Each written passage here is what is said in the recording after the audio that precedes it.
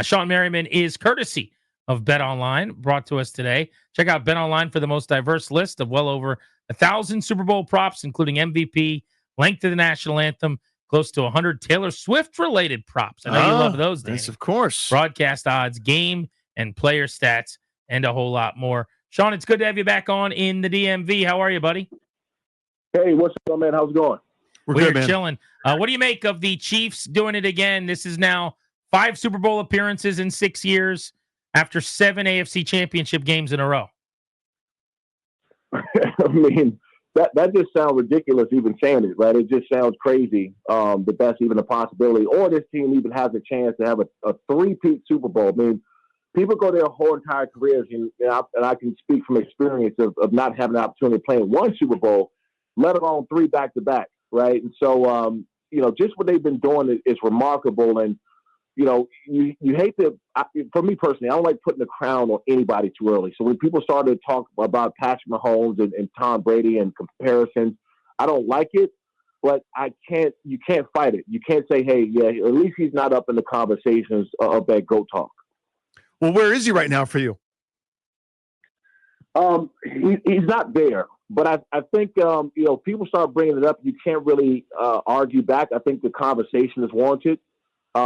But you got to say this, at the pace, right? Mm-hmm. At the pace he's going, he could surpass Tom here pretty quickly because Tom played, a very long time, and the Super Bowls are spread out all the way to the ones in Tampa Bay.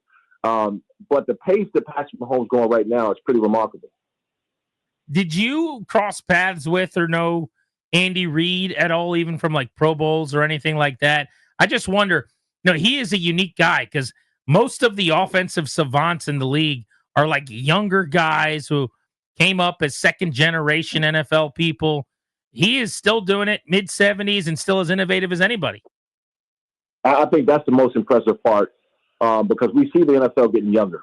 But every 5 years or so, there's a coach that's getting closer to age as players. I think that Shawne McVay was one of the first ones that really kind of reset the market and how teams are looking. So, you look at the Andy Reids or the Pete Carrolls, or even the Jim Harbaugh, some of the guys that Sean Payton, that's still being able to coach for late, not only to the players, but also to the game being able to change. These formations, some of this stuff, that they're running now, they didn't run 10 years ago, let alone 15 or 20 years ago when these guys was in their middle of their coaching careers. So it just tells you a lot about who he is and the innovation, and also surround himself, man, by great coordinators. I mean, we talk about Andy Reid, but you can't talk about Andy Reid without talking about Spagnuolo. You just can't, because he's allowed these guys to be in a situation just as much as Andy Reid. Shawne, we were actually just talking about this a moment ago. Curious as your perspective. So those few years where you were just frankly unblockable as a pass rusher, getting upfield with close to 30 sacks over 2 seasons and just unbelievable. Playing the run, kind of the unsexy part of an edge defender right there. We were talking about a guy here in Washington, and Dante Fowler, who had a renaissance year for himself getting after the quarterback, but maybe it's not an every down role for him. Just go into that part of it for an edge defender. Is it almost like eating your salad so you can enjoy your main dish, right? Where you're like, you go through the chore of eating the lettuce so you can have your steak and defending the run early on?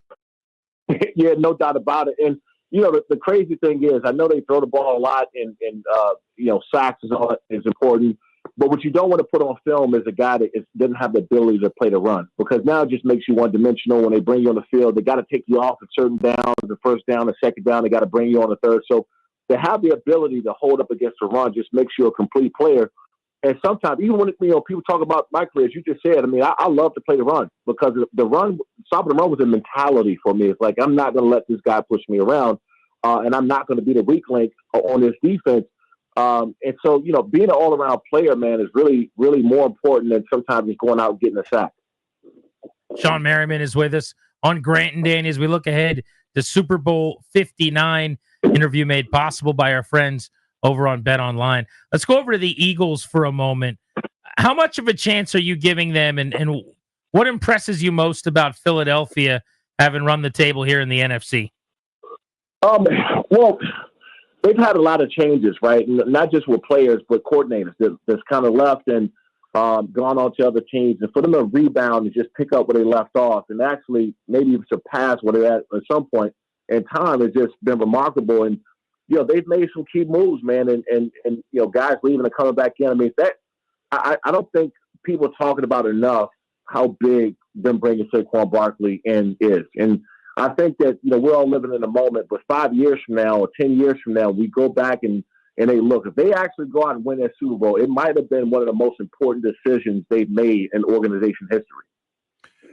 So go into that sort of part of it, because I understand from a Giants perspective, believe it or not wanting to pay a guy to, run for 1,500 yards and lose, still 12 games, right? But it made perfect sense for the Eagles. Go into that about kind of the running back market and fits and those sorts of things. What did you make of that entire saga? Well, you got to look at this. The running back position has been devalued so much in the last several years that Saquon Barkley, we just talked about the history being made of Saquon Barkley coming in for the Eagles. He might make history again because he might have single-handedly reset the market for running backs. And if you look at the running backs in the teams that's winning right now, what are they doing? What are they doing well? They're running the football. And, when you run the football well, everything opens up. You can, throw the deep passes. A.J. Brown now is in the mix. Smith is in the mix. It's just, now people are worried about that RPO action. Jalen Hurts taking the ball and getting it for 10 yards and stuff like that. So he makes that offense go, man. So I really think that a lot of front offices and teams after the season are going to sit down and reevaluate how they look at that running back position. Well, I think especially if you've got a dual threat quarterback. So we saw the Ravens do this with Lamar, who just had his best season.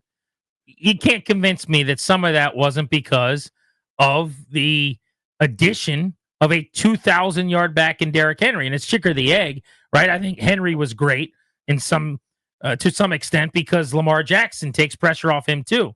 But they both help each other. You saw the same thing with Barkley and with Jalen Hurts. Both those teams run some pistol, a lot of read option out of the gun, mesh point stuff. If you have a quarterback that teams have to defend hat on a hat 11 on 11 with, why wouldn't you prioritize the running back position to help them after seeing what happened with the Ravens and the Eagles offenses this year? I mean, that would seem like the most logical idea, right? And I'm speaking as a defender, and there's nothing more demoralizing than a team that can run the football. I mean, you feel helpless out there. They keep gashing, and there's nothing you can do about it. As a pass rusher, it just puts you on your heels the whole entire time. You can never feel comfortable enough to pin your ears back and go because, they got somebody back there that can hand the ball off on a draw or some kind of delayed action who can really hurt you. And so, again, I just think that, Derrick Henry and Saquon and how they're playing right now, those guys, what they've done for that team, you got to sit down as a front office and say, look, I mean, yeah, we might have a all-star quarterback. We might have a Hall of Fame type of franchise quarterback, but we need somebody who can touch the ball 20-plus times a game and hurt you equally. Shawne, both these defenses are so good. I know you touched on Spagnuolo in Kansas City, but just thinking of his counterpart, Vic Fangio, and you got two of the maybe 5 or 6 best defenses in the sport going at it in such an offensive league. What makes each of these defenses special and so tough to counter for offenses? With Spagnuolo, just him alone, it's his timing. I mean, he calls some great blitzes, but his timing is impeccable. You look at some of these, situations where teams, not even the third and long, in a 2nd and 7 situation when they go out and get a sack, and now it's 3rd and 13, right? And now he's still bringing pressure. He's bringing guys up in the A gap or off the edge and dropping them in the coverage. You just don't know what's going to happen. So his timing is impeccable. And Fangio, what makes him great is he knows where the strong points are with Nolan, Jalen Carter, those guys up front. He knows who the playmakers are, so he does different stunts and different things to put those guys on one-on-one matchups. And I played for a great defensive coordinator, Wade Phillips. His main thing was, we're going to have you doing what you do great 80% of the time, and what you don't do great 20% of the time. So that's why you didn't see me dropping a whole lot of coverage. For one, I hated it. The second part is that, that wasn't my strong suit. I can do it if you ask me to. I can cover a running back to the flat. I can cover a wide receiver down the seam if you needed me to, but that's not where I was going to help the defense at the most. And so these two great defensive coordinators, they put their guys in position to win. What was the logic on 20% of the time you're going to have to do something you don't want to, just to show them something else? Yeah, because you want to keep everybody honest. You can't have me on the field, blitzing 100% of the time or coming off the edge or just coming where I'm up the field all the time. You have to show that, hey, maybe this guy can go and drop, and we're going to bring a safety down from the other side. And so when you're able to do that, it keeps everybody honest on the offense side of the ball. Who do you like in the Super Bowl, Shawne? I went against the Chiefs and mainly Patrick Mahomes, and I'll tell you the thing why I can't go against him. A couple of years ago, when he walked into to the AFC Championship game and into the Super Bowl, he was on that bum foot. I don't know if you guys know that he had a bum foot or a bum ankle.